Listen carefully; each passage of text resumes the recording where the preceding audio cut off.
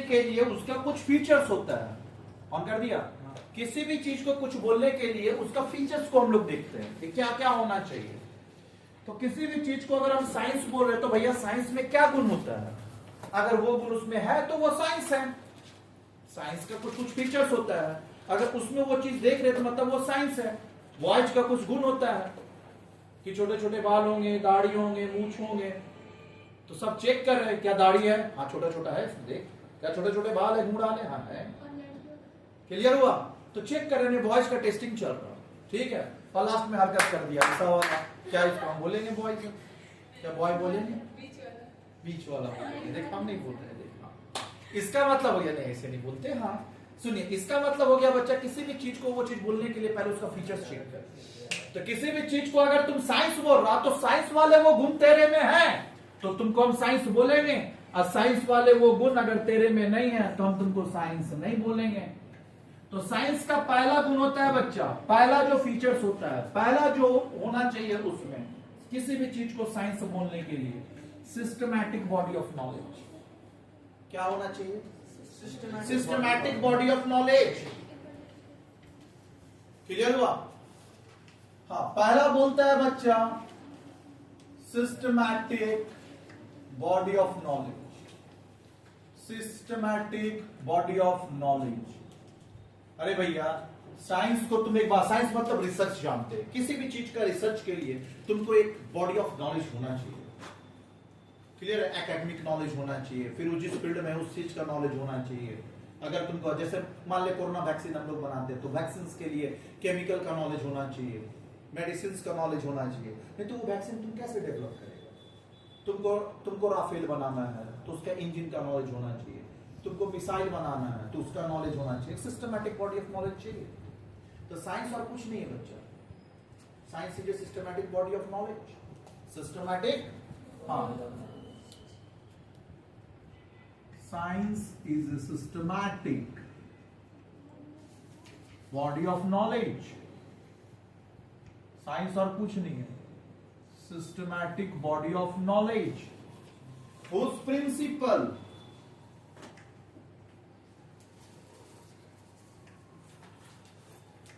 Based on, जिसका principle based होता है, based on cause and effect relationship, cause and effect relationship. Clear हुआ? पहला बात, साइंस और कुछ नहीं है, सिस्टमैटिक बॉडी ऑफ नॉलेज। एक सिस्टमैटिक बॉडी ऑफ नॉलेज तेरे अंदर होना चाहिए।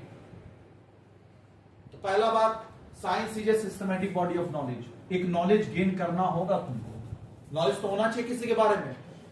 हाँ, एक बात बताना, कोई भी चीज एक्सपेरिमेंट, साइंस मतलब एक्सपेरिमेंट का बात करते हैं हम लोग, एक्सपेरिमेंट, ऑब्जर्वेशन, ये सब का बात करते हैं, किसी भी चीज को एक्सपेरिमेंट करना। आइए, अस्सलाम वालेकुम।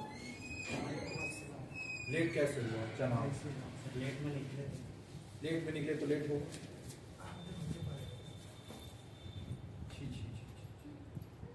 लाहौर भी Lahore.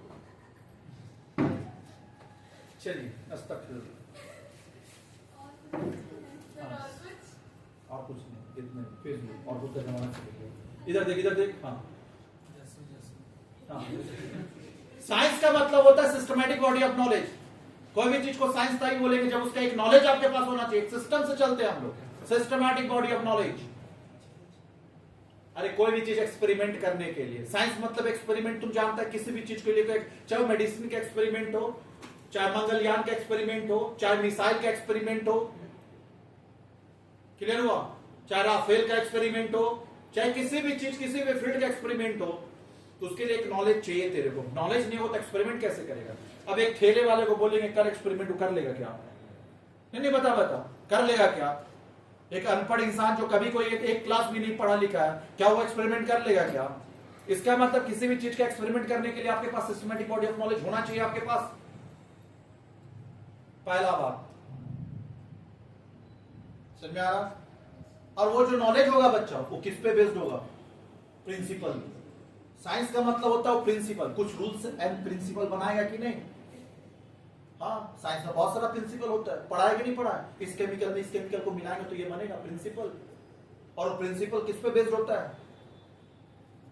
Science is a systematic body of knowledge which principle, जिसका प्रिंसिपल बेस्ड होगा based on cause and effect relationship. हाँ, कॉज एंड इफेक्ट, जैसे हम कॉज एंड इफेक्ट का मतलब समझा रहे हैं, क्या होता है कॉज एंड इफेक्ट। जैसे हम तुम लोग को बोले रहे चेयर बना, तुम भी चेयर, तुम भी चेयर, तुम भी चेयर, लास्ट तक चेयर बनाया, और तुम लोग ये 1 2 3 10 जन है, 10 चेयर बना रहा सुबह शाम तक। हम बोले ऐसे नहीं चले, फॉर्मेट चेंज करते हैं। हम बोले तुम एक काम कर, तुम जो है लेग बनाएगा, चेयर का लेग बनाएगा, तुम हाथ रखने वाला बनाएगा, तो पीछे का बैक साइड बनाएगा, तुम गद्दा बनाएगा, तुम पॉलिश करेगा, तुम असेंबल करेगा, असेंबल करके लास्ट में फिटिंग करेगा। इसको बोलते हैं असेंबली लाइन। हम ये असेंबली लाइन फॉलो किए, जिसको बोलते हैं division of work. Division of काम को डिवाइड कर दिए। जैसे तुम सारा काम खुद से कर रहा था और काम डिवाइड कर दिए, तुम सारा काम खुद से नहीं करेगा। Division of work, division work से एक्सपर्टीज आता है। कैसे हम तेरे को बता रहे हैं, तुम खाली चेयर बनाएगा तो तुम उसका लेग बनाने के लिए उसका डाइस सेट करेगा, डाइस सेट करके आधा घंटा लगता है डाइस सेट करने में। अब उसका लेग बना लिया, सब कुछ हो गया, फिर डाइस को तुम खोलेगा, फिर जो हैंड बनाने वाला जो डाइस होगा उसको लाके सेट करेगा, फिर उसका आधा घंटा लगेगा, फिर उसको तुम खोलेगा, फिर दूसरा चेयर जब बनाना होगा फिर से तुम आधा घंटा बर्बाद करेगा। तो हम बोले ऐसा नहीं, ये सब टाइम को क्या है, वेस्टेज ऑफ टाइम लग रहा हमको। तो तुम बोले तुम खाली हैंड ही बना, तो इसको ना डाइस खोलना पड़ा ना फिट करना पड़ा, और लास्ट में बच्चा वो डाइस ही बनाते बनाते बनाते बनाते इसका हाथ ऐसा पैटर्न बैठ जाएगा कि ये आराम से डाइस को कम टाइम में कटिंग कर लेगा। होता है ना, जैसे हम लोग सब्जी काटने जाते हैं तो थोड़ा टाइम लगता है प्याज काटने में, और ये घर वाला को देखते हैं cut cut cut cut cut. क्यों? कोई भी सेम चीज को रिपीटेडली आप करेंगे तो उसमें आपका एक्सपर्टीज आता है, आप एक्सपर्टीज को गेन करते हैं, और वो एक्सपर्टीज आपका स्पीड बढ़ाता है, एफिशिएंसी बढ़ाता है। क्या ये बात पूरे हजम हुआ, क्लियर हुआ? और जिससे क्या है ना, प्रोडक्शन बढ़ जाता है, और किसी का भी फर्मा दोबारा चेंज करना नहीं पड़ा, सबका टाइम बचा। जो डाइस सेट करने का टाइम था, फिर जो तुम एक बार तुम हाथ बना गया, पाँव बनाया, फिर से वापस जब हैंड पे सेट करेगा तो फिर दिमाग को वहां सेट करना होगा। होता है कि नहीं होता? हाँ, जैसे बच्चा सेम ही चैप्टर अगर 2 बार हम पढ़ाते हैं तो स्पीड बढ़ जाता है। ठीक है, जैसे एक मान ले अभी 5 बजे एक चैप्टर पढ़ाए और 6 बजे भी सेम चैप्टर पढ़ाएंगे, स्पीड बढ़ जाएगा। जो 5 बजे बोले वही स्पीड बोल लेंगे, सही ना? लेकिन बीच में एक मैथ्स का डाले तो फिर जब पढ़ाएंगे थोड़ा टाइम लगेगा। माइंड सेट कर लिया मैथ्स में, पहले हम बीएसएम पढ़ा रहे थे, फिर हम मैथ्स लेके आ गए, तो माइंड सारा सेट किस में कर लिया? मैथ्स में। वो मैथ्स का फॉर्मूला सारा दिमाग में आ गया है। अब फिर वापस से बीएसएम आएंगे तो वापस से रीस्टार्ट मारना होगा। टाइम लगता है कि नहीं लगता? तो इसलिए देखता होगा बहुत सारा टीचर लोग है, जैसे सीयूए में देखेगा तुम, वो एक पेपर तो एक ही पेपर पढ़ाएंगे, टैक्स पढ़ा रहे तो खाली टैक्स पढ़ाएंगे, तो उनका स्पीड बढ़ जाता है ना। क्लियर हुआ? एक्सपर्टीज आ जाता है। तो एक बात बता, जब एक्सपर्टीज आया तो चेयर जहां 10 बनना था वहां 20 बनना चालू हो गया। क्या? चेयर का प्रोडक्शन इंक्रीज हुआ, चेयर का स्पीड इंक्रीज होने को बोलते हैं इफेक्ट। ये इफेक्ट, इस इफेक्ट को पाने के लिए इसका कॉज क्या था, कारण क्या था? Assembly line. तो असेंबली लाइन फॉलो करना, फॉलो असेंबली लाइन क्या है? कॉज। इफेक्ट किया हुआ, increase in production. Follow assembly line, cause. Follow assembly line, cause. Clear हुआ? हाँ, असेंबली लाइन फॉलो करना वो तेरा कॉज है। कॉज क्या है? Follow assembly line, following assembly line. Effect क्या है? Increase in production, increase in production, production बढ़ जाना। क्या ये बात समझ में आया? क्लियर हुआ? तो इस हाँ, ये हुआ कॉज एंड इफेक्ट। समझ में आया? तो अब वापिस से, science is a systematic body of knowledge which principal based on effect, cause and effect relationship. जिसका प्रिंसिपल, हाँ क्लियर बच्चा? हाँ, साइंस तो प्रिंसिपल पे बेस्ड होता है ना, कुछ प्रिंसिपल रूल्स बनाना होगा ना। कि मान ले अभी जो तुम, एक चीज तुमको पता है कि मान ले वैक्सीन बनाने के लिए, कोरोना वैक्सीन बनाने के लिए जो तुम केमिकल का रेशियो रखा था, जैसे घर में ही सब्जी बनाते हैं तो मान ले किसी दिन सब कुछ बैलेंस मसाला डाला जितना होना चाहिए तो सब्जी अच्छा बनता, और किसी दिन किसी नमक ज्यादा और सब मसाला ज्यादा पड़ जाता है तो नहीं लगता सब्जी खराब हो जाएगा। क्यों? तो वो रूल को तोड़ दिया। एक प्रिंसिपल होता है ना कि इसमें कितना मसाला जाएगा, उसी तरह कोई वैक्सीन बना रहा तो उसमें तो फिक्स है ना रेशियो कि इस केमिकल के साथ इतना रेशियो में इस केमिकल जाएगा। कोई और अगर तुम रेशियो मिला देगा तो कुछ और बन जाएगा। जैसे देखा है वो मूवी क्या बोलते, क्रिस 2 की क्रिस 3, और जो इस था ना उसमें कभी छिटकिली बन जा रहा, कभी कुछ बन जा रहा। हाँ, अब अगर अब अलग अलग अलग बोलता है साइंस में एक चीज है कि जिस प्रोपोर्शन में जिस रेशियो को मिलाने से मान लो वो कोरोना वैक्सीन बनता है, तो सेम प्रोपोर्शन मिलाएगा तो कोरोना वैक्सीन बनेगा, नहीं तो कुछ और बन जाएगा। सेम रेशियो प्रोपोर्शन प्रिंसिपल होता है, वो प्रिंसिपल नहीं होगा तो नहीं होगा। क्या ये बात क्लियर हुआ? क्लियर हुआ? तो सेम प्रिंसिपल आपको फॉलो करना होगा। क्लियर हुआ? अब आइए, तो पहला इसका फीचर्स था सिस्टमैटिक बॉडी ऑफ नॉलेज। दूसरा होता है ऑब्जर्वेशन एंड एक्सपेरिमेंट। क्लियर हुआ? हाँ, दूसरा हम लोग क्या है, ऑब्जर्वेशन एंड एक्सपेरिमेंट। क्या होता है ऑब्जर्वेशन? साइंस में पहला काम होता है ऑब्जर्व करना चीजों को। कोई चीज तुम बना लिया है, देखता है ना, और बोलते हैं ना डॉक्टर ऑब्जर्वेशन में रखे हैं। कुछ मान लो मिसाइल बना, बोलते हैं ना ऑब्जर्वेशन में रखे हैं, बोलता है नहीं बोलता है? तो साइंस में पहला ऑब्जर्व किया जाता चीजों को, जो आप किए हैं उससे क्या बना, ऑब्जर्व करिए क्या बन क्या किया। क्लियर हुआ? जो बना, हाँ, जो आप बनाए ऑब्जर्व करिए, अब जो बना है। क्लियर हुआ? याद आ गया? हाँ, सुन, ऑब्जर्व करते हैं। अब मान ले बच्चा जो कोरोना का वैक्सीन बन गया, ऑब्जर्व किया, कोरोना का वैक्सीन बन गया। अब जो फॉर्मूला लगाने से कोरोना का वैक्सीन बना था, ठीक है, जिस मेथड को अप्लाई किए थे रिपीटेडली, उसको बार बार अप्लाई करिए, उसी को बोलते हैं एक्सपेरिमेंट करना। साइंस में पहला एक्सपेरिमेंट नहीं होता, तुमको लगता है एक्सपेरिमेंट कर रहे हैं, नहीं, साइंस में पहला होता ऑब्जर्व करना। पहले चीजों को बनाइए, जो जो आप बनाना चाह रहे थे, जो आपका बन चुका है उसको ऑब्जर्व करिए, वही बना क्या, हाँ, फिर रिपीटेडली उसको बार बार सेम चीज दोहराइए। जो आप किए थे, जो बना था, वही सेम फॉर्मूला प्रिंसिपल लगा के चीजों को बार बार करिए, हर बार सेम रिजल्ट आना चाहिए। अगर सेम रिजल्ट आ रहा, उसी को बोलते हैं एक्सपेरिमेंट। अगर सेम रिजल्ट नहीं आया, तो एक बार बनाया तो जो बना दूसरा बार में कुछ और बन गया, मतलब वो जो वो सही चीज नहीं है, फॉर्मूला आपका गलत, प्रिंसिपल आपका गलत। ऑब्जर्वेशन और फिर एक्सपेरिमेंट कहाँ पे देखते हैं, साइंस में। क्लियर हुआ? समझ में आ रहा? तीसरा होता है यूनिवर्सल वैलिडिटी। थर्ड होता है यूनिवर्सल वैलिडिटी। यूनिवर्सल वैलिडिटी क्या होता है? यूनिवर्सल वैलिडिटी, जो फॉर्मूला बना के तुम राउरकेला में बैठ के जो बनाया है, मुंबई में बैठ के बनाएंगे तो सेम ही चीज बनना चाहिए, कुछ और बनेगा, सेम ही बनेगा। कोविशील्ड का वैक्सीन जो है, इंडिया ने ऑक्सफोर्ड यूनिवर्सिटी बनाया था, और उसको फिर इंडिया में लाके बना के यहाँ पे पेशेंट को डाला गया था। तो वैक्सीन तो एक्सपेरिमेंट यहाँ का था ही नहीं, ऑब्जर्वेशन यहाँ का था ही नहीं, लेकिन इंडिया में बनाया तो सेम ही चीज बना के नहीं बना। हाँ, कोवैक्सीन इंडिया का था, कोविशील्ड तो बाहर का था। इसका मतलब है कि कहीं भी किसी भी जगह पे आप बनाएंगे, सेम फॉर्मूला अगर अप्लाई करेंगे तो सेम रिजल्ट देगा, उसी को बोलते हैं यूनिवर्सल वैलिडिटी। क्या बोलते हैं? तो 3 पॉइंट हुआ, सिस्टमैटिक बॉडी ऑफ नॉलेज, दूसरा observation and experiment, universal validity. Clear है? फोर्थ में होता है रिप्लिकेशन। क्या होता है रिप्लिकेशन? रिप्लिकेशन का मतलब होता है कि सेम फार्मूला देके अगर हम दो बंदा को बैठा है, हम भी वही सेम फार्मूला लेके और रानी भी सेम फार्मूला लेके, दोनों सेम फार्मूला लेके बैठे हैं, तो रिजल्ट दोनों का क्या आना चाहिए? Same. Replication is possible. Replication is कहां पे? साइंस। तो ये साइंस का बात हम लोग का समझ में आ रहा? ये था साइंस। क्लियर हुआ?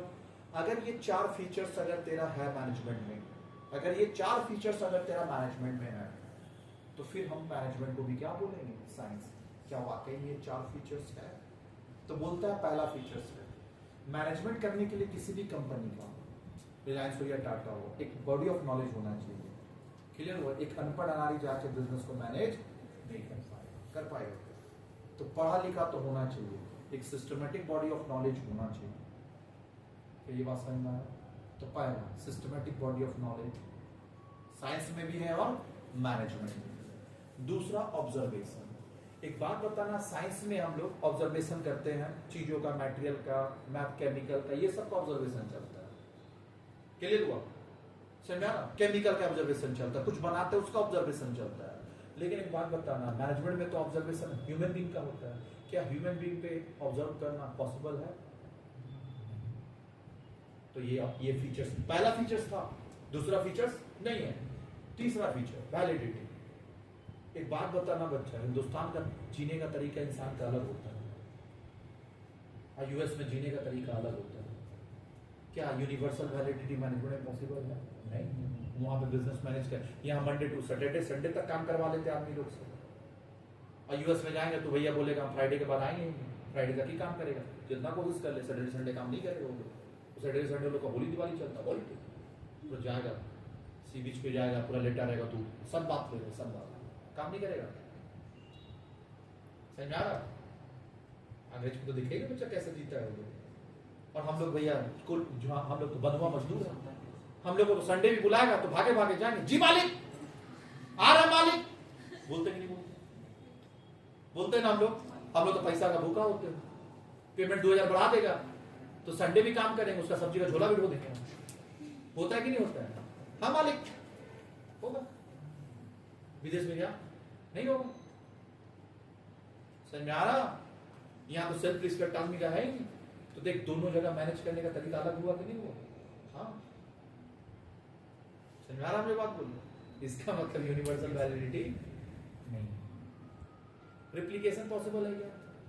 नहीं। इसका मतलब हो गया बच्चा सुन, और ये सीएचएससी बोर्ड का, सीबीएसई बोर्ड का थोड़ा सा चेंजेस है, तो सीबीएसई बोर्ड का अलग से बता देंगे, ये सीएचएससी का जो बता देंगे। इसका मतलब तुमको एक चीज समझ में आया कि साइंस वाले सारे गुण मैनेजमेंट में नहीं, सिर्फ एक ही है। कौन सा? सिस्टमैटिक बॉडी ऑफ नॉलेज, बाकी नहीं है। ऑब्जर्वेशन एक्सपेरिमेंट नहीं है, यूनिवर्सल वैलिडिटी नहीं है, रेप्लिकेशन नहीं है। तो क्या हम मैनेजमेंट को साइंस बोल सकते हैं? नहीं, प्योर साइंस नहीं बोल सकते, एग्जैक्ट साइंस नहीं बोल सकते, इनएग्जैक्ट बोलेंगे। क्या बोलेंगे? इनएग्जैक्ट। एग्जैक्ट नहीं है। एग्जैक्ट का मतलब 100% इसका पॉइंट अगर मिल जाता है तो एग्जैक्ट होता, अब 100% तो मिल नहीं रहा है तो इनएग्जैक्ट ही बोलेंगे। तो हम लोग मैनेजमेंट को क्या बोलेंगे? एग्जैक्ट साइंस या इनएग्जैक्ट? इनएग्जैक्ट। क्लियर हो? बुक लाइए।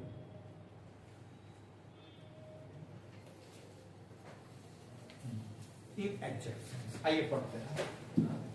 Systematic body of knowledge. In science, organized and systematic study material is available which can be used to acquire the knowledge of science. Management has also developed systematic and organized study material.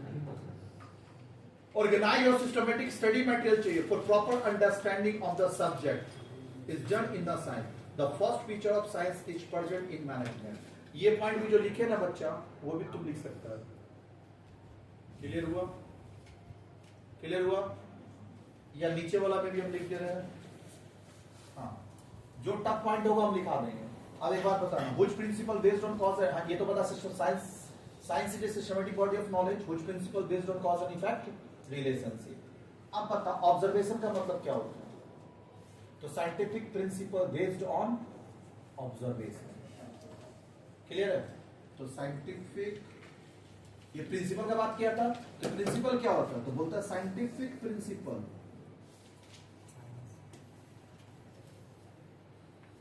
are based on observation, observation पे based है, and then observe कर लिए and then test करेंगे, tested through repeated tested through repeated experiment.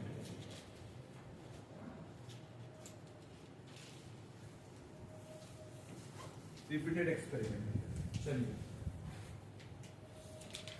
scientific principle are based on observation and then tested through repeated experiment. ये दो point तुम लिख सकता है।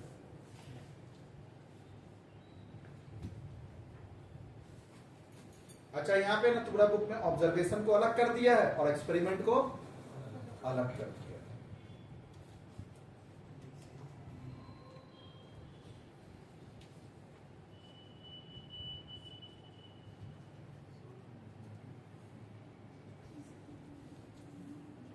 तुम एक में भी लिख सकते हो, कोई दिक्कत नहीं। आइए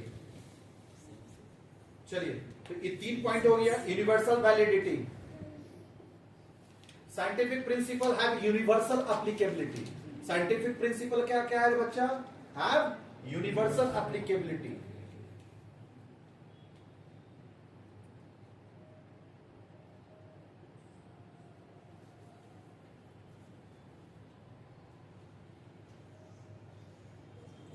ये हम पढ़ा दिए हैं, आप लोग एक बार रीड कर लीजिए बुक से, और लास्ट में कंक्लूजन में पढ़ा दे रहे थे। सो पहला फीचर्स है this features of science is present in management. दूसरा, the principle of science is not applicable to the management, दूसरा वाला नहीं है। तीसरा वाला, this principle of science principle based on repeated experiment, this principle of science is present in management also. अच्छा, इसमें third वाला है, नया बुक किसके पास है? ये भी नहीं आएगा। यूनिवर्सल वैलिडिटी देख, this principle of science is not present in management. Universal validity यानी सिर्फ 2 ही पॉइंट तेरा मैच कर रहा, 1 और 3, पक्का। और सीबीएसई बोर्ड में बच्चा इधर देख, सीएचएससी बोर्ड में 2 पॉइंट बोल रहा मैच कर रहा है। कौन कौन सा? सिस्टमैटिक बॉडी ऑफ नॉलेज, और दूसरा वाला कौन सा? Principle based on repeated experiment. ये 2 पॉइंट मैच कर रहा, और सीबीएसई का सिर्फ एक ही मैच करता, बाकी नहीं। खाली सिस्टमैटिक बॉडी ऑफ नॉलेज है, बाकी कोई पॉइंट नहीं हुआ। मतलब इधर इधर देख, मैनेजमेंट में सिर्फ खाली ये है, बाकी सब पॉइंट नहीं है। और यहाँ पे सिर्फ 2 पॉइंट मैनेजमेंट में है। कौन कौन सा? Principle based on repeated systematic body of knowledge और principle based on repeated experiment. 2 है और बाकी नहीं है। यूनिवर्सल वैलिडिटी नहीं है, रिप्लिकेशन नहीं है, ऑब्जर्वेशन। और कहीं ना कहीं ये बुक गलत है, जब ऑब्जर्वेशन ही नहीं है तो रिपीटेड एक्सपेरिमेंट कहां से होना चाहिए? अब सीएचएससी है तो पढ़ लो, सीबीएसई में नहीं है। नहीं है, देख है क्या?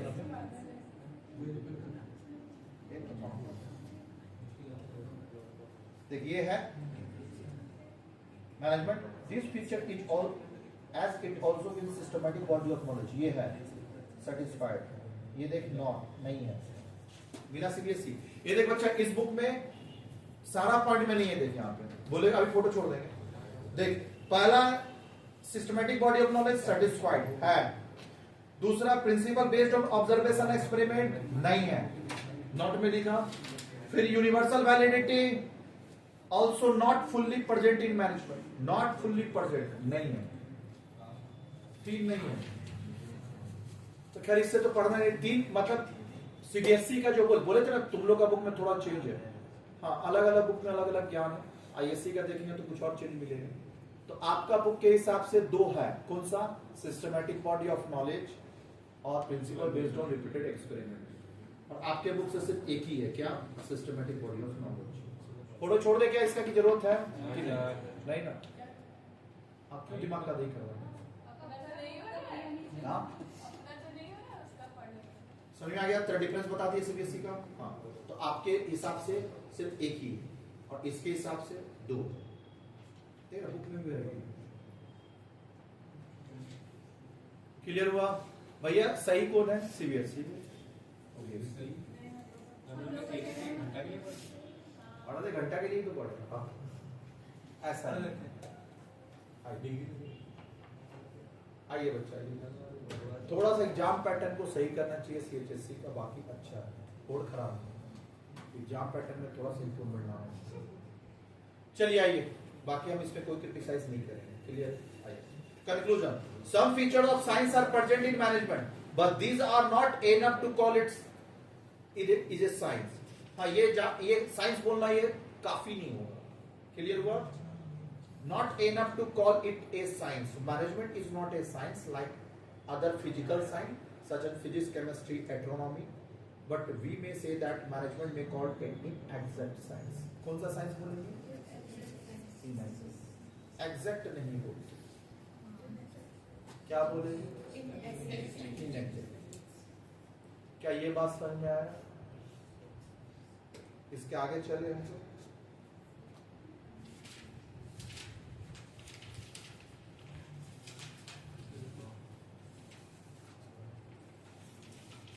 चले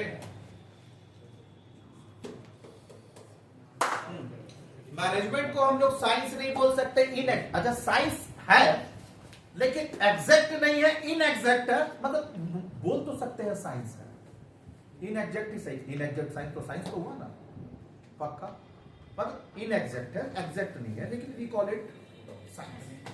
आगे अब आर्ट का बात कर रहे हैं, क्या मैनेजमेंट आर्ट है, क्या ये कला है? तो सुन बच्चे, एक चीज याद रखना बच्चा, साइंस का मतलब है किसी चीज को सीखना, साइंस होता है। जैसे अभी तुम कॉमर्स पढ़ने हैं, तेरे लिए साइंस है। जब किसी को प्रैक्टिकल लाइफ में प्रैक्टिस करेगा तो ये तेरे लिए आर्ट बनेगा। जल्दी बता, जैसे डांसिंग हम लोग सीखते हैं, तो डांस सीखना एक क्या है, साइंस है, सीखना साइंस है, उसको प्रैक्टिस करना आर्ट है, पक्का। अब यहां ध्यान सुन, जैसे हम लोग डांसिंग सीख रहे हैं, भारतनाट्यम, ओडिसी, संबलपुरी, ऐसे करके दुनिया भर का फॉर्म है डांस का, सालसा, समझ में आ रहा हूँ, सारा बेली डांसिंग, सारा तो आप लोग सीख रहे हैं, सुना है ना। तो ये सीखना तेरे लिए साइंस है, लेकिन उसी चीज को जब तुम प्रैक्टिस में लाएगा तो उसको आर्ट बोलेंगे। कैसे वो आर्ट है, कला। जैसे तुम देखता होगा डांस इंडिया डांस में बहुत सारा डांसर लोग जाता है, तो कोई कोई देखता होगा जैसे थोड़ा सा लड़का आया वहीं पे बस स्टेप छोड़ दिया, पूरा डांस खराब, तो डिस्क्वालीफाई हो जाता है। और कुछ कुछ ऐसा होगा कि थोड़ा लड़का आएगा फिर कम बैक कर देता है, तो देखना जज बोलता होगा कि आप जो थोड़ा सा गड़बड़ाया था आपका, लेकिन आप ठीक कर रहे हो चीज को, थोड़ा सा ही ऐसा हुआ था बीच में डांस में। ये सुनना, इसका मतलब है बच्चा, इधर देख, हाँ इसका मतलब है सेम ही चीज को दो बंदा परफॉर्म कर रहा, इधर देख, क्लियर है? इसका मतलब दो, एक बात बताना, एक डांस को पूरे बर्बाद कर लिया और एक जो है फिर बाद में संभाल लिया। सिंगिंग में ये देखता होगा, एक कहीं मुखड़ा छोड़ा तो छोड़ते ही चले गया और फिर वापस से कम बैक कर ही नहीं पता। और देखता होगा एक थोड़ा सा मुखड़ा लड़खड़ाया, फिर वापस से क्या है, पूरा सुर पे बैठा दिया। तो एक बात बताना, क्या दोनों बंदा सीखा नहीं है? सीखा सब है, लेकिन तुम उसको प्रैक्टिस कैसे करता है वो डिपेंड करता है। क्लियर हुआ? हाँ, वो तुम कैसे प्रैक्टिस कर रहा उस पर डिपेंड करता। अभी तुम बताना, जो मैनेजमेंट पढ़ा है, जो भी पढ़ा है मेरे को, थ्योरी बैठा के यहाँ पे याद करा दी, कहीं पे है याद ही नहीं होता जैसे कॉलेज में, अब यहाँ पे हम याद करा दे रहे हैं, तो इसका मतलब है कॉलेज का सर पढ़े नहीं है, ये बुक पढ़े नहीं है, पढ़े हैं, और हमसे होंगे तो ज्यादा ही पढ़े होंगे, क्वालिफिकेशन मेरे से ज्यादा होगा। लेकिन बच्चा क्वालिफिकेशन मेरे से ज्यादा होगा मतलब क्या है, साइंस वो ज्यादा गेन किए हैं, लेकिन जो पढ़ाने का तरीका, जो क्रिएटिविटी है, जो प्रैक्टिस है, मेरा ज्यादा है। सुबह से शाम तक पढ़ाते हैं तो ज्यादा प्रैक्टिस कर रहे हैं हम उनसे ज्यादा, और ज्यादा मेरे अंदर क्रिएटिविटी आता है। देखता होगा क्रिएटिव कोई भी चीज को एक अलग तरीके से बताना, चीजों को दिमाग में बैठा देना। अभी तुम आया साथ में सारा पॉइंट लिख पाया कि नहीं लिख पाया? हाँ, तो इसका मतलब क्या, पढ़ा हुआ साइंस तो दोनों जन के पास है, लेकिन आर्ट जो है बच्चा उसी के पास आएगा जो ज्यादा प्रैक्टिस करेगा, जिसके अंदर ज्यादा क्रिएटिविटी होगा, जो पर्सनलाइज एप्लीकेशन कर पाएगा अपने तरीके से, आर्ट उसको बोलते हैं। सेम ही चीज पढ़ा हुआ दो बंदा जब कॉलेज में पढ़ाता है तो दोनों दो तरीका से पढ़ाता है। सेम कॉलेज में पढ़ा है दो बंदा, लेकिन जब दोनों अपना टीचिंग प्रोफेशन में आता है तो दोनों का पढ़ाने का तरीका चेंज हो जाता है। कैसे? वो किस पे डिपेंड करता है? आर्ट। साइंस तो दोनों का सेम था, आर्ट डिफर कर दिया। लेकिन जो भी हो, एक चीज तुम जानता होगा कि आर्ट के लिए भी पहले साइंस चाहिए। आर्ट के लिए भी, अबे डांस तुम डीआईडी में जाके परफॉर्म करेगा, पहले सीख तो ले। इसका मतलब है कि आर्ट के लिए भी साइंस चाहिए, इसका मतलब आर्ट के लिए भी सिस्टमैटिक बॉडी ऑफ नॉलेज चाहिए। जल्दी बोल। हाँ, तो आप लोग का ये पॉइंट लिखा है, सिस्टमैटिक बॉडी ऑफ नॉलेज चाहिए साइंस के लिए। किसके लिए? आर्ट के लिए भी। नॉलेज तो गेन करके ही करना होगा ना भैया। अब ट्यूशन पढ़ाने आते हैं, मान दे मेरे अंदर क्रिएटिविटी है और मेरा नॉलेज ही नहीं, तो पढ़ाएंगे कैसे? तो क्रिएटिविटी भी तभी आता है जब आप साइंस सीखे होंगे। तो पहला सिस्टमैटिक बॉडी ऑफ नॉलेज होना चाहिए। अब यहां सुनेगा, सिस्टमैटिक बॉडी ऑफ नॉलेज।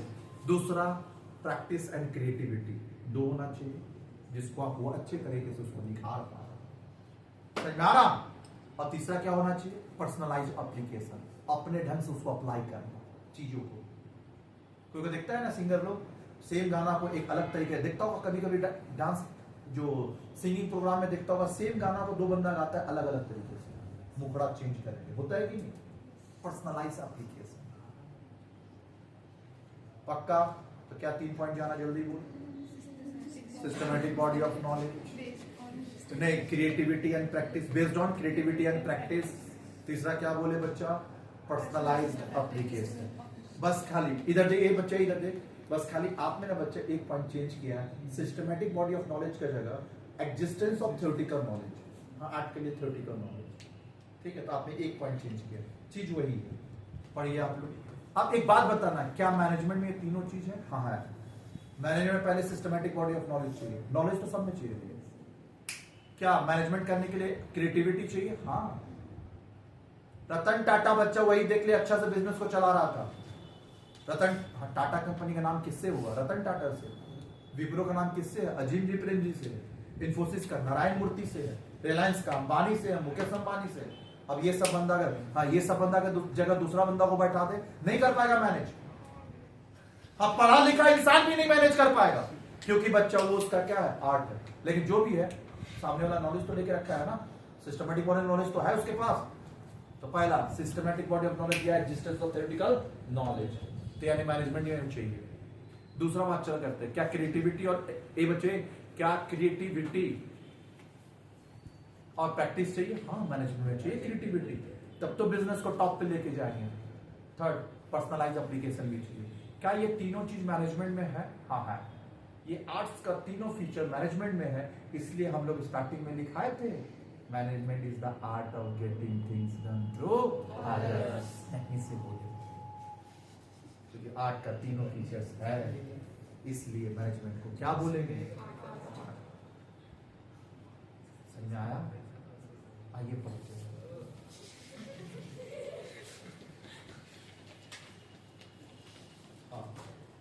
चलिए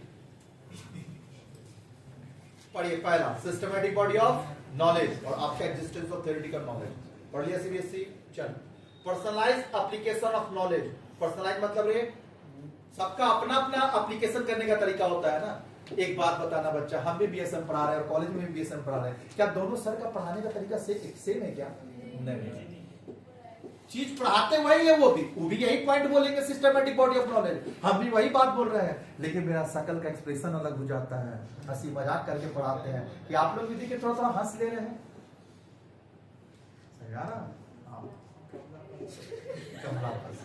दाने दाने में किस तरह करता है, सही बात। आइए, तो पर्सनलाइज एप्लीकेशन मतलब अलग अलग अपना अपना तरीका होता है, और दूसरा क्या था, based on practice and creativity. तो क्या तीनों फीचर्स हैं? हाँ, this feature is art of available in management. ये भी अवेलेबल है, ये भी अवेलेबल है। तो लास्ट में कंक्लूजन पढ़ते हैं। On comparing the features of art with the management, we find that all the features of art are present in management. We can say that management is an art of getting things done. दो याद हुआ। अब एक बच्चा professor complete करके जाओ, आके करो। 56 हो गया है। तो मेरे तरफ से ये बात है बच्चा कि सही बात है, हम छोड़ दे रहे हैं आपको, इसमें हमारी नाराजगी नहीं है। सही यार, बस बोलना ये था कि आप जब कल आए तो घर से ये तीनों पॉइंट लिख के और अंदर का भी पढ़ के। क्या जुआ पे पूरा हम बैठा पाए? बोलो जुआ केस गाने गाने में किस तरह याद होगा भी कैसा लगा?